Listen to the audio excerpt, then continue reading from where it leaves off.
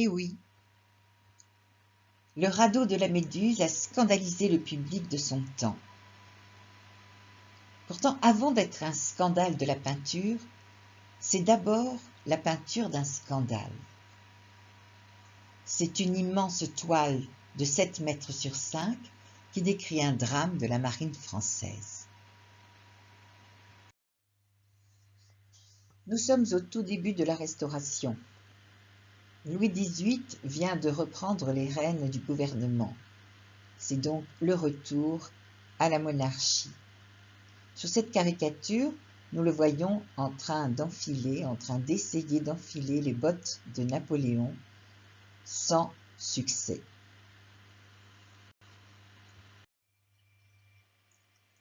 Géricault a 27 ans au moment de la réalisation de son chef-d'œuvre. 2 ans avant, il était en Italie, où il s'était enfui après s'être empêtré dans une sulfureuse affaire familiale. Amoureux de sa tante, âgée de 6 ans de plus que lui, il avait eu une liaison avec elle et un enfant, engendrant ainsi un scandale dans le sein de la famille. Nous le voyons ici, d'abord en autoportrait, où il ne fait guère de concessions avec sa propre figure, et puis à côté, un portrait beaucoup plus idéalisé qui nous le montre en artiste romantique, jeune et beau. C'est au salon de 1812 que Théodore Géricault expose son premier tableau, une magistrale composition qui révèle au public un jeune peintre fasciné par le spectacle de son temps. L'inspiration première de l'œuvre provient d'une scène de rue, un cheval d'attelage emballé, simple motif de genre, transposé par l'artiste en un monumental portrait équestre d'un lieutenant de la garde impériale. Alors que la bataille fait rage, l'officier pivote sur son cheval, violemment cabré, pour donner le signal de la charge. Peinte en quelques semaines, la toile porte en elle la fulgurance de l'époque napoléonienne. La puissance du mouvement, la chaleur des coloris, le clair-obscur, la touche large et fougueuse qui conserve le caractère vibrant de l'esquisse, traduisent parfaitement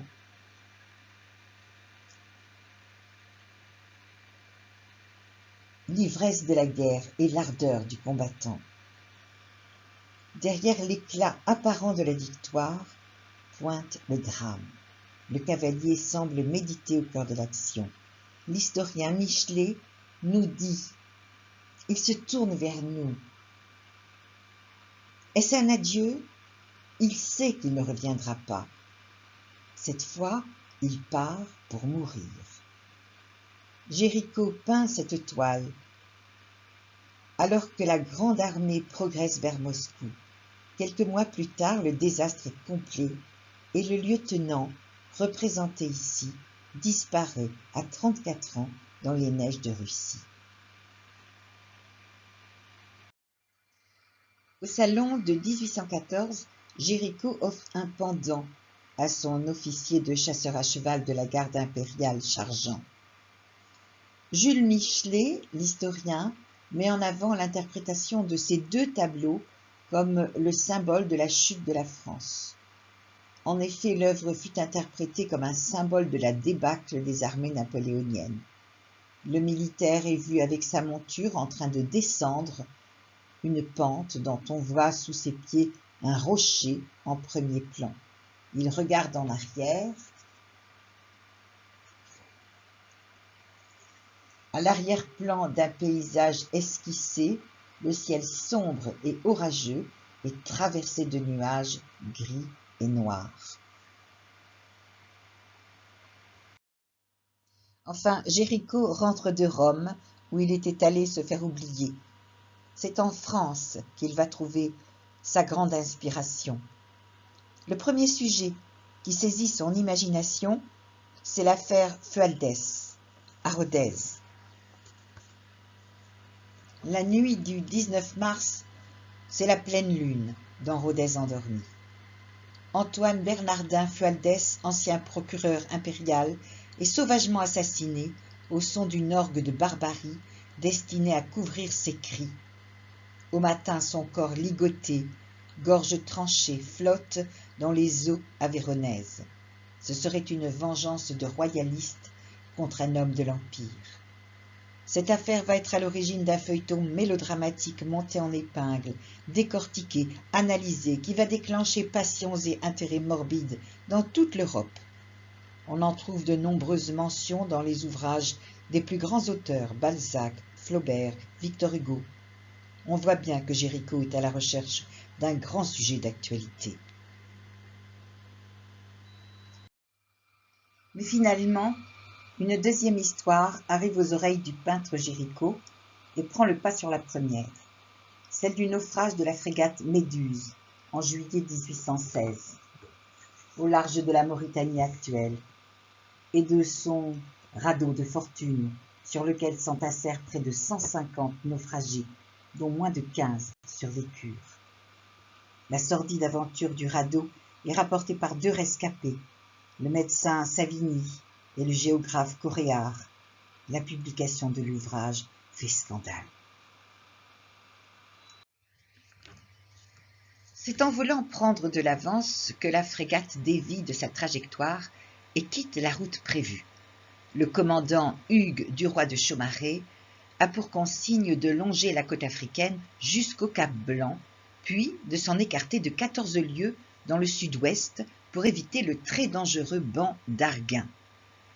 Il lui a été recommandé aussi de sonder de temps en temps. Mais rappelez-vous la chanson « Qui n'avait jamais navigué ». Au matin du 27 juin, on devrait apercevoir la terre, on ne la voit que le soir. Chaumareix a commis une erreur d'1 degré et perd toute crédibilité aux yeux des gradés. De son côté, le commandant ne se fie plus du tout à ses officiers et préfère écouter le prétendu explorateur Richefort qui affirme avoir navigué sur les côtes d'Afrique et connaître parfaitement la route. La colère monte sur le navire.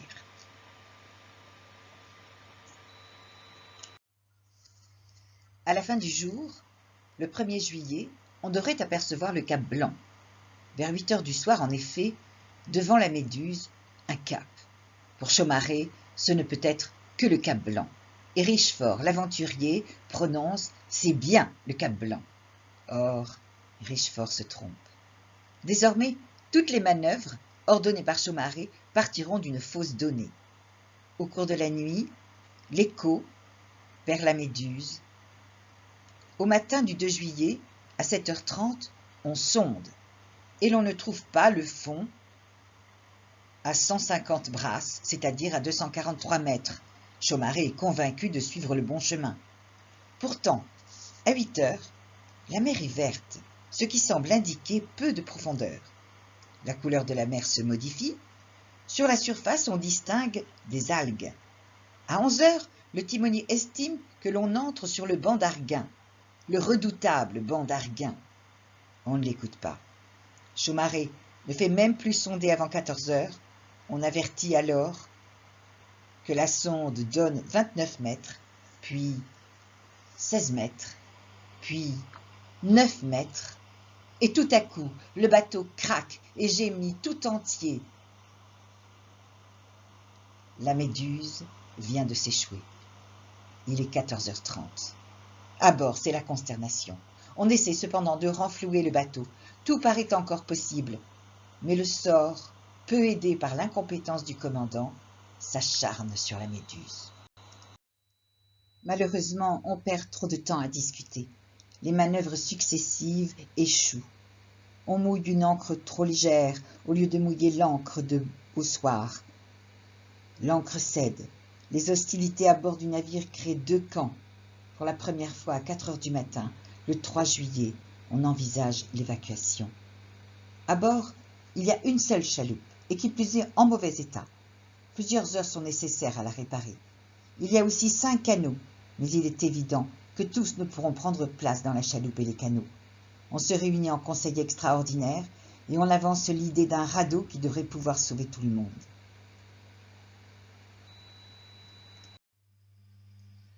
pense en un premier temps construire ce radeau pour délester la Méduse, qui, libérée, pourra peut-être se dégager.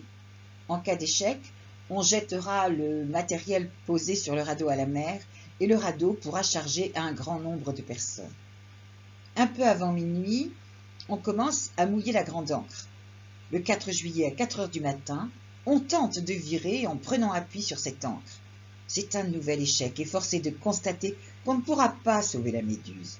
Mais une fois allégée, la frégate semble flotter.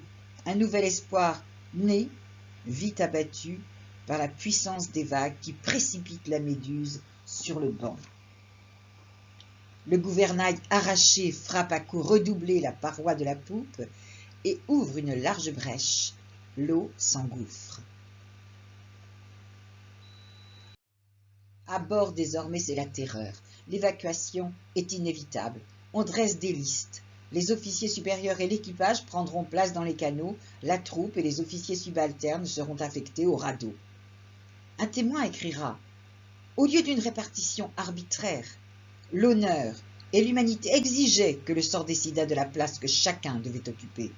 Loin de là, on fait une liste clandestine d'embarquement, et ceux qui ont rédigé la liste fatale ont pris le poste le moins périlleux.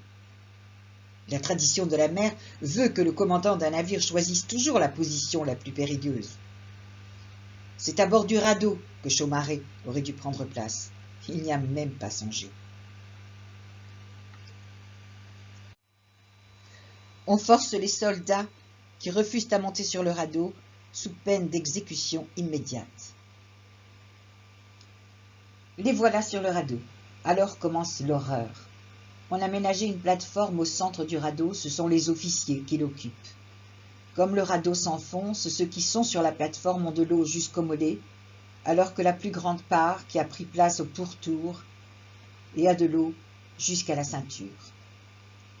Sur le radeau s'entassent presque 150 personnes, dont une femme, cantinière de son état, qui s'accroche à son époux.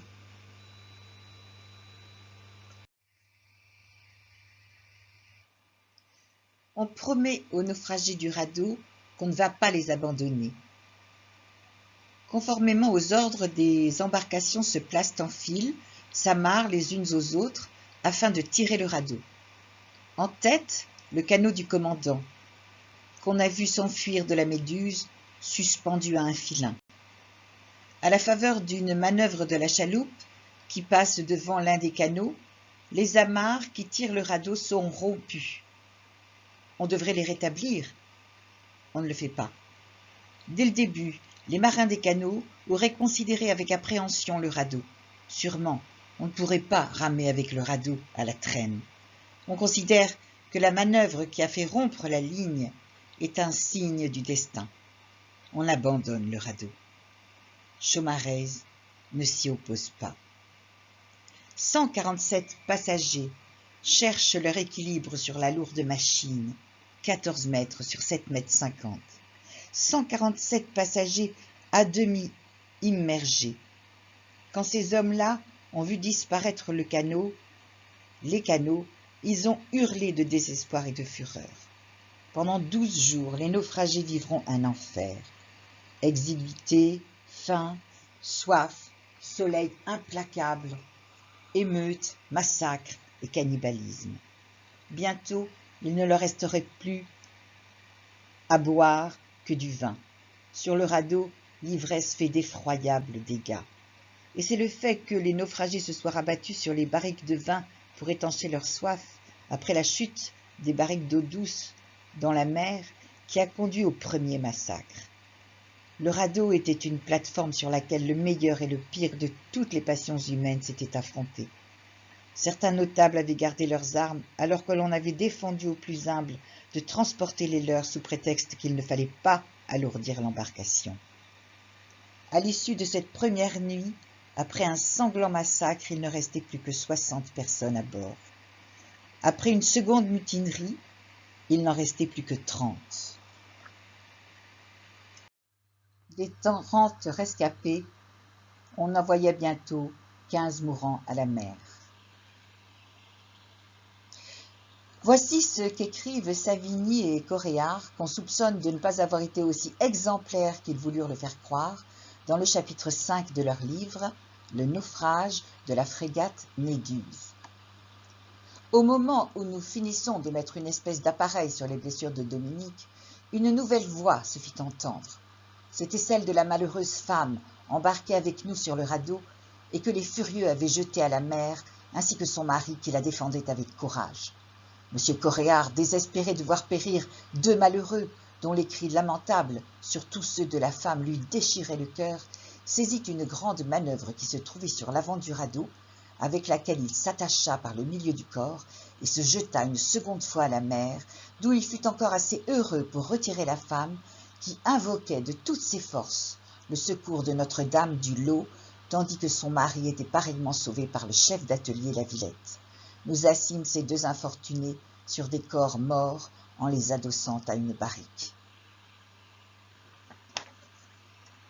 Et les auteurs d'ajouter que Notre-Dame du Lot, d'habitude si bienveillante, n'écoutera pas les prières de la cantinière, qui finira rejetée à l'eau parce qu'on estimera qu'il lui fallait rejoindre son mari, emporté par les flots. De toute cette horreur, Géricault se demanda quel serait le meilleur sujet pour son œuvre. Il restitue l'histoire du radeau en une quarantaine de dessins.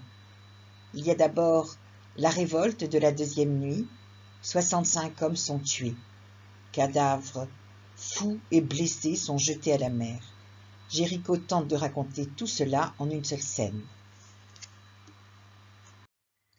Pour savoir qui serait mangé.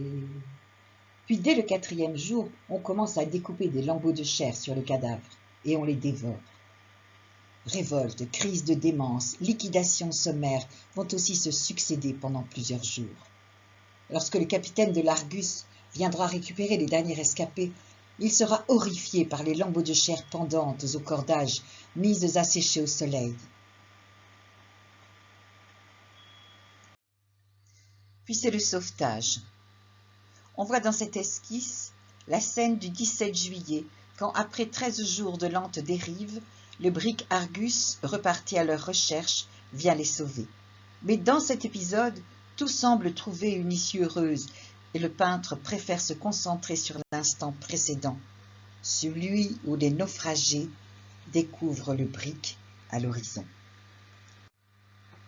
En effet, sur cette esquisse, on voit bien le brick et on se dit qu'ils ont de fortes chances d'être vus et que probablement le brick s'approche d'eux.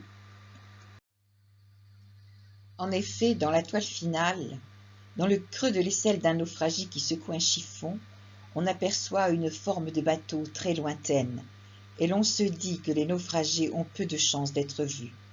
Géricault n'a pas donné le fin mot de cette énigme, mais l'on sait que le sauveteur leur passa une première fois en vue, sans que lui les vît et s'éloigna. Donc, une cruelle désillusion.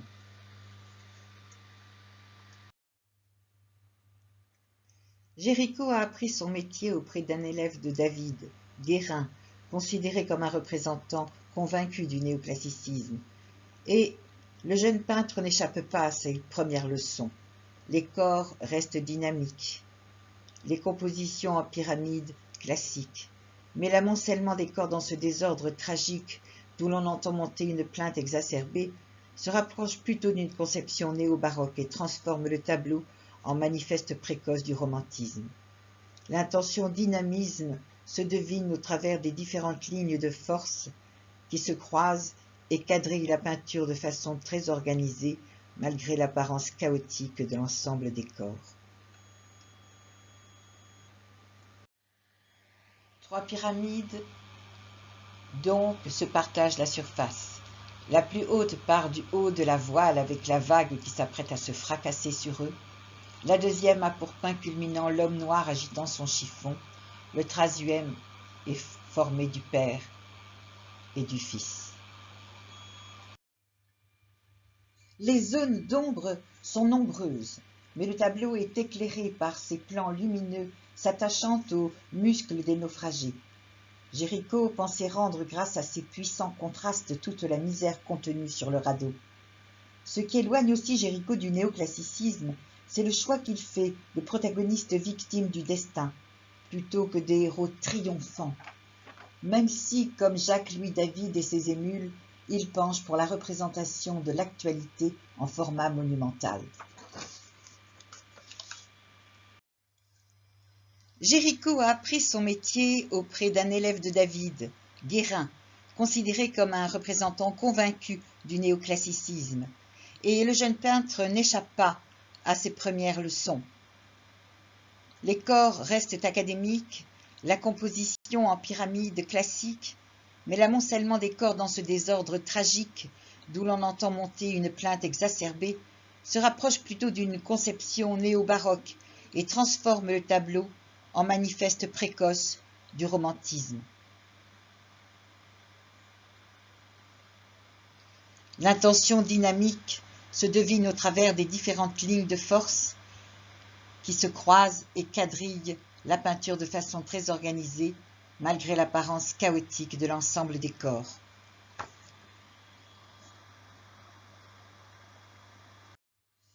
Après avoir vu le plafond de la chapelle Sixtine, Géricault déclara « Michel-Ange me procura des frissons le long de la colonne vertébrale.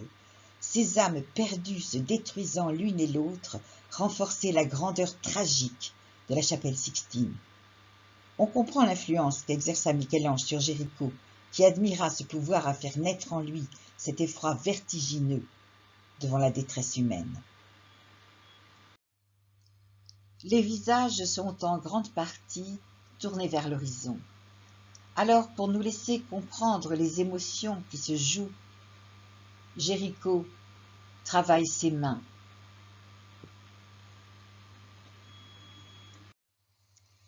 Pour se rendre compte de l'ambiance putride qui régnait sur l'embarcation, Géricault va récupérer des membres sectionnés à l'hôpital Beaujon par l'entreprise d'un de ses amis médecins, afin de les exposer dans un atelier qu'il a loué à proximité.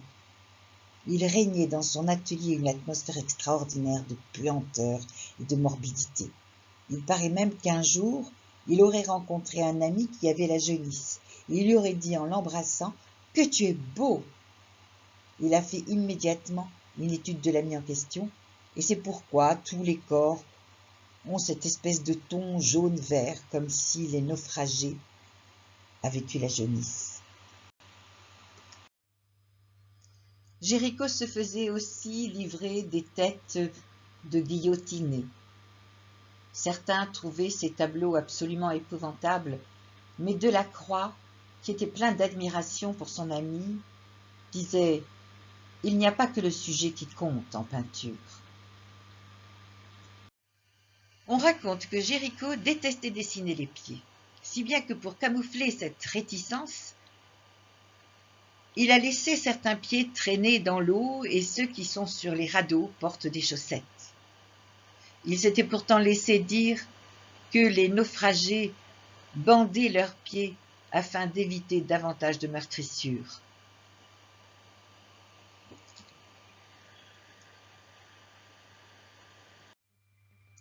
On a trouvé dans les différentes relations du naufrage aucune allusion particulière à un père et à un fils. Aussi a-t-on cherché, dans les découvertes esthétiques italiennes de Géricault, ce qui aurait pu motiver l'exécution d'un tel groupe. D'aucuns suggèrent une référence à ce groupe statuaire de la Loggia dei Lazzi à Florence, représentant Ménétios portant le corps de son fils Patrocle. Certes, la ressemblance du visage barbu est assez frappante. D'autres pensent que la référence serait plutôt celle d'un autre visage barbu, celui de Ugolin, personnage tiré de Dante, dont l'histoire rapporte qu'il fut un homme cruel qui, une fois emprisonné avec sa famille, délibérément affamé, finit par se nourrir de la chair de ses propres enfants morts.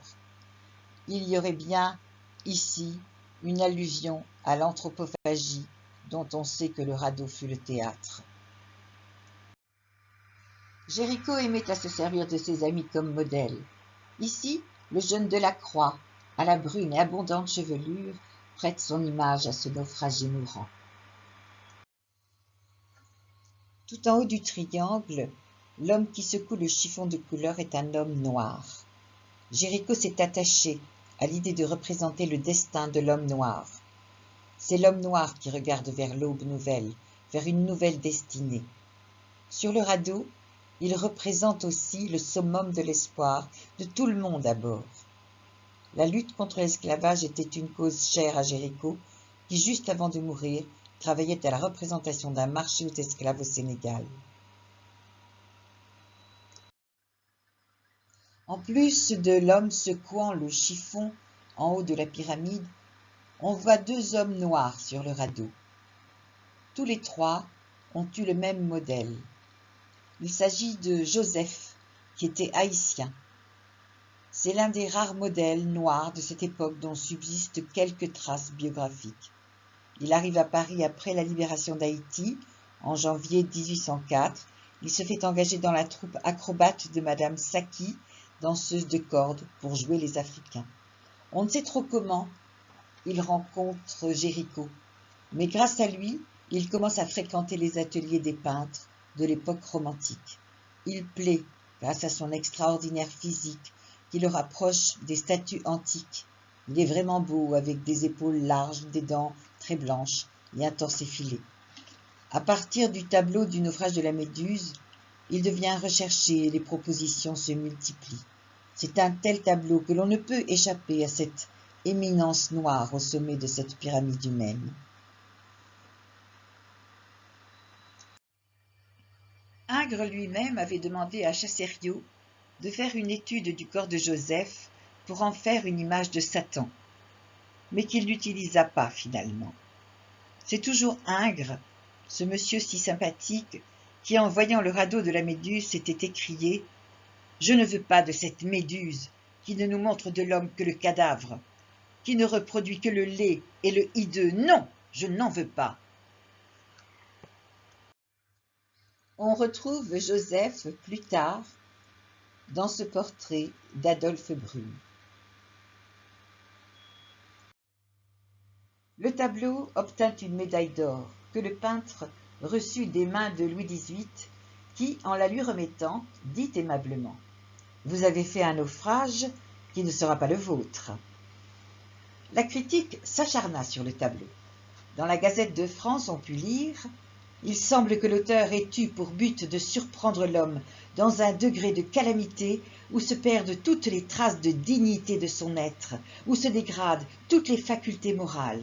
C'est à cette seule idée qu'il a sacrifié toutes les règles, tous les sentiments de son art. On dirait que cet ouvrage a été fait pour réjouir la vue des vautours. »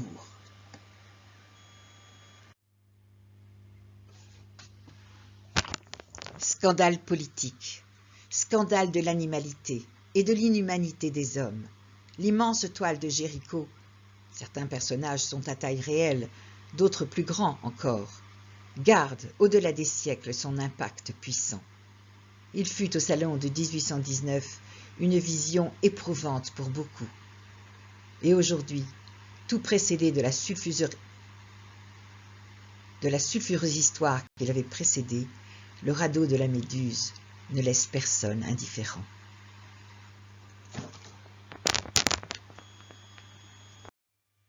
Géricault mourut en 1824 après avoir peint, à la demande du médecin-chef de la Salpêtrière, 10 études de fou d'après nature, lui que la folie et la misère humaine avaient toujours fasciné.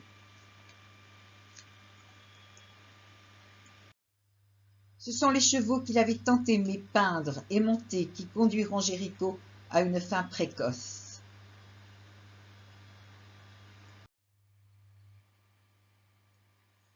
En effet, il mourut d'un abcès mal soigné, consécutif à une suite de chutes de cheval et à une lésion de la colonne vertébrale. On dit de lui qu'il aurait pu faire encore de grandes choses. Quels auraient pu être les tableaux qui influencèrent Géricault? Les naufrages marins, dont on pouvait penser qu'ils fonctionnent en peinture comme des vanités, c'est-à-dire l'homme insignifiant par rapport à Dieu et à la nature, sont une tradition largement exploitée. Ici, un naufrage de William Turner. En France, Claude-Joseph Vernet, illustre aïeul d'une importante lignée de peintres, était réputé pour ses marines. Géricault a sans doute retenu la sombre tonalité du déluge de Poussin.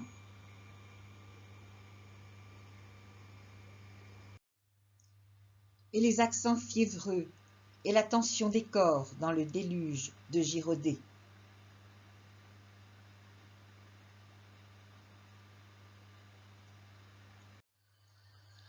Géricault aurait-il pu voir une impression de ce tableau de l'américain John Singleton Copley, Watson et le requin, dont le personnage central est un homme noir comme dans le radeau de la Méduse? Malgré le succès, Géricault ne vendit pas sa toile. À sa mort, son ami Dedreux d'Arcy acheta la toile pour donner au comte Forbin, sorte de ministre de la culture du temps, le temps de réunir la somme nécessaire pour l'acheter et l'installer au Louvre. Sur cette toile de 1831, vue du salon et de l'entrée de la grande galerie du Musée royal, on peut voir, à droite, le radeau de la Méduse, et à gauche de la porte, la scène de déluge de Girodet dont nous avons parlé plus haut.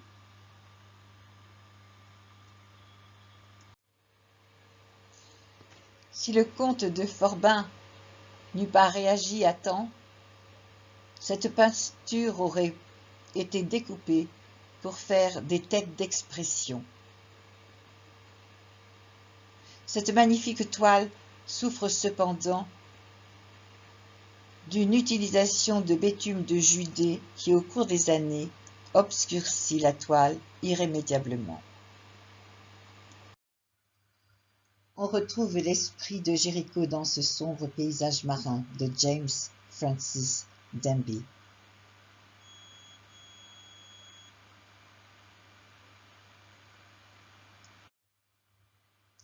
The Gulf Stream, du peintre américain Winslow Homer, reproduit la composition du radeau de la Méduse. Une embarcation endommagée au centre du tableau, entourée par les requins et menacée d'être renversée par les vagues. À nouveau, comme Géricault, Homer fait d'un homme noir le personnage central de la scène, même s'il est le seul occupant du rafiot. Un bateau visible au loin rappelle l'Argus, le brick qui accompagnait la Méduse et que Géricault avait représenté à l'arrière-plan. La barque de Dante, 1822. Dans sa jeunesse, Géricault est le peintre favori de Delacroix. Dans son journal, Delacroix écrit ceci. Géricault m'avait permis de contempler le radeau de la Méduse alors qu'il était encore en train d'y travailler. Cela eut un tel effet sur moi qu'à peine sorti de l'atelier, je commençai à courir, tel un forcené, jusqu'à chez moi sans que rien ne puisse m'arrêter. L'influence du radeau de la Méduse sur les travaux du jeune Delacroix est ici évidente, comme elle le sera aussi dans ses futurs travaux. Nous reparlerons de Delacroix à partir de la prochaine fois, car la barque de Dante a fait sensation au salon.